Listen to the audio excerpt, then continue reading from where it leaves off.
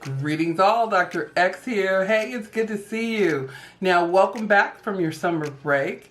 We're starting off a new fall semester, so this is a new start for those of you that are brand new to the promotion and tenure track at your universities. What I want to do is I want to give you two videos. It's a two-part series here for those of you just getting started with some tips and strategies that may help you along the way on your journey toward promotion and tenure. So this video is video number one, it's part number one. I'll have a link at the end of the video so that you can move on to part number two once you're done. I didn't want the videos to be too long, all right? So let's get started with tip number one. Okay, for tip number one, what I want you to do is review and know your department and university rules about promotion and tenure. So as you were coming into the institution, your university faculty should have provided you, your senior faculty should have provided you with a copy of your promotion and tenure guidelines. There's a document. At some institutions, they have those documents at the department level, at the college level, and then at the university level. At some institutions, it's just the university guidelines and the department guidelines. Check in with your mentor. You should have a mentor. Check in with your department mentor to find out where you get those documents. If your mentor doesn't know, check in with your department head. Now, here's the importance of these documents. These documents can give you information about what is expected of you in the promotion and tenure process. And the reason that they're critical and vital is because it is your guide for knowing what you need to produce during your promotion and tenure process. All right. So here's what I want you to do. Once you get those documents, I want you to do the following. I want you to go over every single line of the requirements. It's really important for you to know what the expectations are of you while you're on your tenure track. And it's really important for you to ask questions if you're unclear about any of them. So as you're going over the information, take note, highlight and take notes of those things that may be unclear to you, maybe you have a question about them. And then what I want you to do next with those questions is I want you to do this. Send an email to your mentor or your department head asking them for clarification. Now, the reason you're going to send the email is because then you'll have documentation that gives you clear written guidelines about what you're supposed to be producing. The other advantage of having that email is it may be documentation for you later to demonstrate that you really were engaged in critically evaluating what was expected of you on the tenure and promotion process. But it also can provide documentation should anything go awry during your process. So if your evaluations come back and they are telling you something different than what was given to you as clarification on your documents, you have documentation then to be able to challenge that if it comes back to you. So tip number one, make sure you get all of your documents, go over them, ask questions about them, get clarification as you need it about what is required of you in tenure and promotion. That is going to be really critical for you to be successful. Now, here is a pro tip. The pro tip is attend any webinars or in-person sessions your institution provides for you through your teaching academy. I'm calling it a teaching academy at my institution. That's what it was called. But it's the area that provides professional development for instructors, for teachers, professors. All right, so any professional development they offer around tenure and promotion, I want you to make a plan to attend those, register and attend. That can help you make connections across the institution, but also to be able to get additional questions answered you may have about tenure and promotion in a larger, safer environment. So that's tip number one. All right, so tip number two is you need to really understand your allocation of effort. Now, the allocation of effort is a breakdown of where your effort should be focused. And it's an ideal way of looking at your workload across research and scholarly activity, teaching, and service. All right, those three main areas when you're going up for tenure and promotion. Now, here's what it'll look like for a lot of people. What you'll be given is this as a model of what your allocation of effort should look like. 40% toward research, 40% toward teaching, and 20% toward service. But what I found as I was going through tenure and promotion is that that was an unrealistic expectation about where my time and energy and effort will be spent.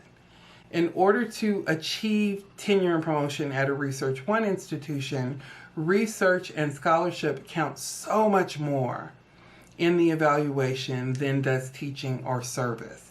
So the majority of your time will be spent in those pursuits. Now, here's the pro tip for this one. Ask your department head and your mentor or department head, ask them if they have example allocation of effort you can take a look at. And specifically, you want allocation of effort models from people that are first year and second year tenure track faculty members, because that can give you more of a sense of what you really will be spending the majority of your time on. And then later on in video number 2, I'm actually going to give you my sense and my take on what I think the ideal allocation of effort really looks like in the first 3 years that you're on a tenure track.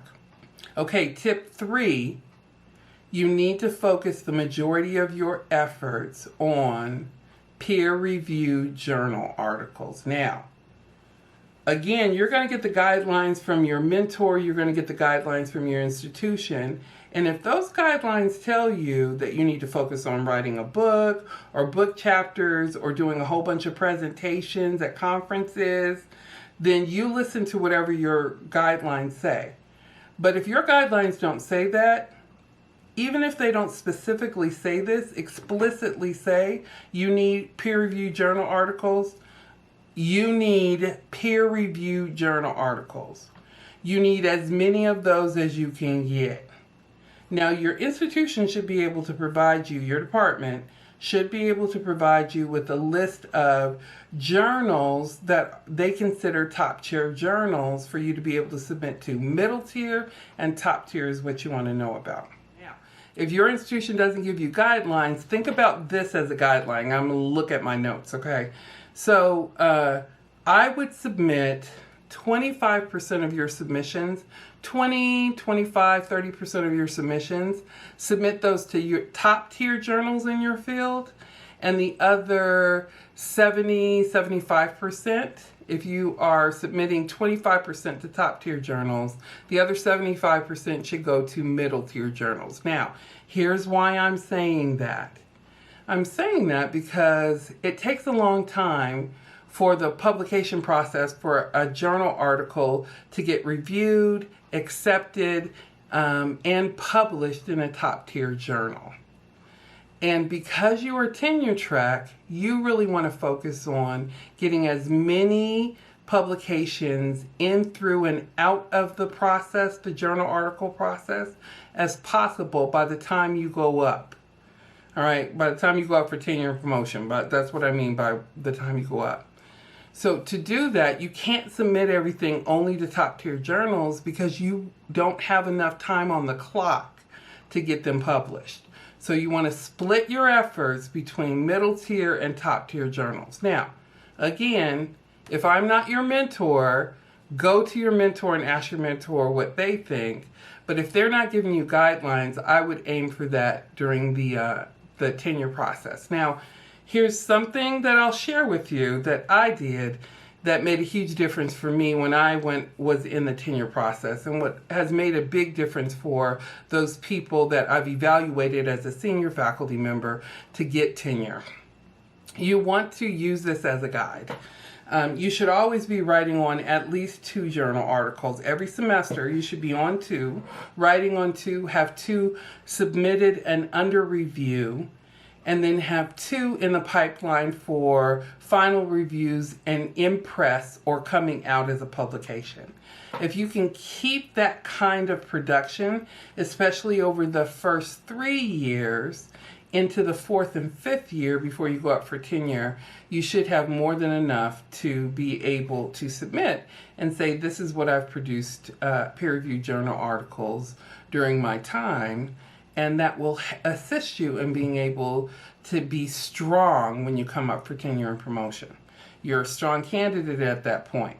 If all you're coming to the table with is 1 peer-reviewed journal article that has come out, they will escort you out the front door. Now, I'm not saying that every institution will do it, but I know most of the Research One institutions I've seen will do that. The institution I worked at would have done that had I not produced all that I did during my tenure and promotion process. Okay, that's it for part 1 of this series. Now in part 2, I go over teaching tip, service tips, and then also 2 other tips that may help you as you go through the tenure and promotion process at your university. Now listen, I've created a handout for you, a 1-page little flyer that gives you all 7 of the tips. The main points that I'm making in this video. Hopefully you're taking notes, but just in case you want to have something to take away of the 7 tips, I've made a 1-page handout for you. You can get it by clicking a link below. Look in the description below, and then you just sign up and I'll email a copy of it to you, okay? All right, that's it for video number 1. Check out part 2 of the series next. Hey, thanks so much for watching today's video. I really appreciate your engaging with the content here on this channel. If you'd like, go ahead and click the thumbs up and leave me a comment below.